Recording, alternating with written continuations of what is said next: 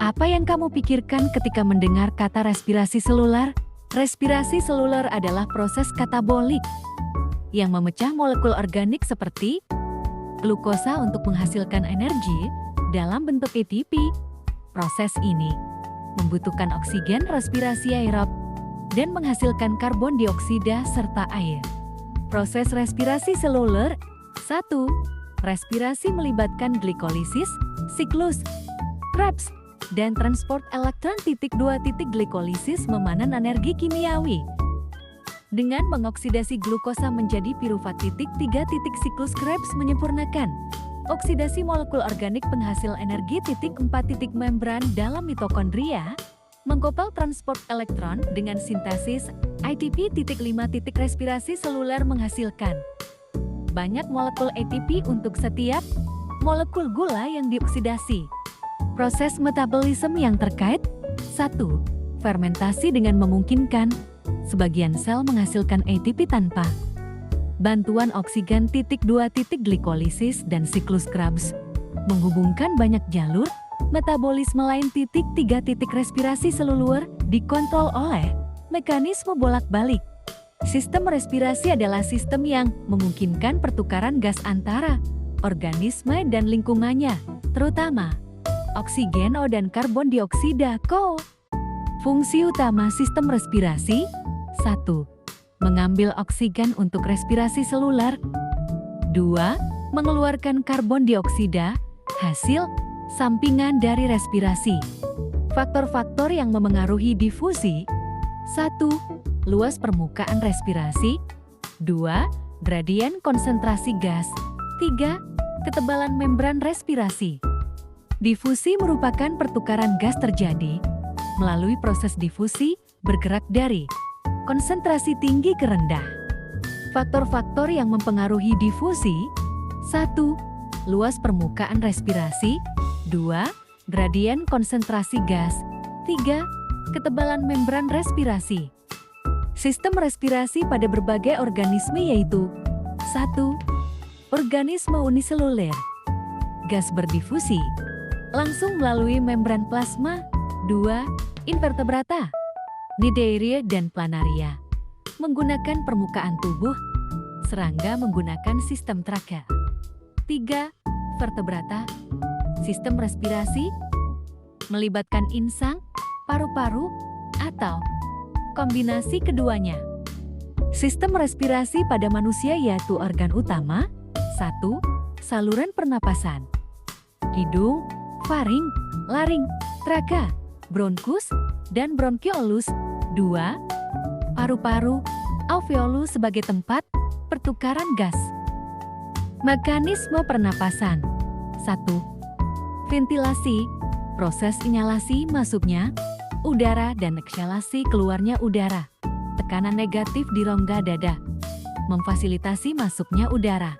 2. Transportasi O dan CO, oksigen diangkut oleh hemoglobin dalam darah. Karbon dioksida diangkut dalam 3 bentuk, terlarut dalam plasma sebagai bikarbonat atau terikat pada hemoglobin.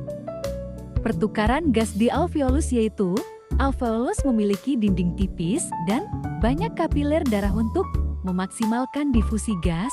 O berdifusi ke darah, sementara CO berdifusi keluar. Pengaturan sistem respirasi diatur oleh pusat pernapasan di medula oblongata. Respons terhadap perubahan kadar CO dan pH darah. Gangguan sistem respirasi, contoh asma, bronkitis, emfisema, pneumonia, dan kanker paru-paru. Apa kalian tahu apa yang dimaksud dengan sistem respirasi pada vertebrata? Sistem respirasi pernapasan pada vertebrata berfungsi untuk pertukaran gas antara organisme dengan lingkungannya, yaitu pengambilan oksigen dan pengeluaran karbon dioksida CO. Meskipun tujuan umumnya sama, struktur dan mekanisme respirasi bervariasi. Tergantung pada kelas vertebrata, Pisces, amfibi, reptil, aphas, dan mamalia. Respirasi pada Pisces ikan satu organ utama, insang, 2 proses, Insang terletak di sisi tubuh dan dilindungi oleh operkulum penutup insang. Air yang masuk melalui mulut dialirkan melewati filamen insang, di mana darah dalam kapiler menangkap dari air dan melepaskan Mekanisme pertukaran gas memanfaatkan counter-current.exc yang aliran air dan darah berlawanan arah, sehingga efisiensi pengambilan oksigen sangat tinggi.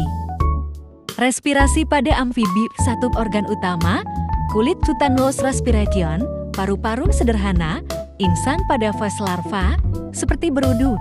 Dua proses amfibi seperti katak menggunakan kulitnya yang lembab untuk difusi langsung oksigen dan karbon dioksida.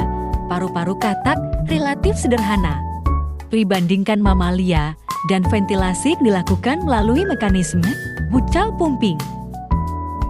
Respirasi pada reptil, satu organ utama, paru-paru. Dua proses, reptil seperti ular, kadal, dan kura-kura memiliki paru-paru yang lebih berkembang dibandingkan amfibi dengan permukaan yang lebih luas untuk meningkatkan efisiensi.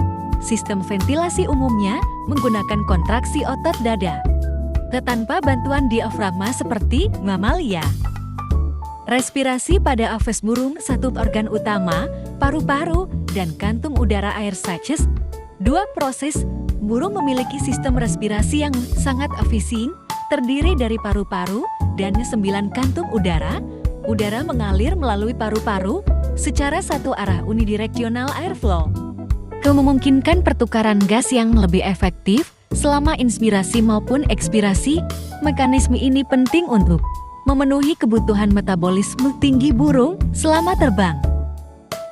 Respirasi pada mamalia, satu organ utama, paru-paru. Dua proses, mamalia memiliki paru-paru yang sangat kompleks dengan alveoli, struktur kecil berbentuk kantung yang memperbesar luas permukaan. Untuk pertukaran gas, ventilasi dilakukan melalui mekanisme negative pressure breathing, melibatkan diafragma dan otot interkostal.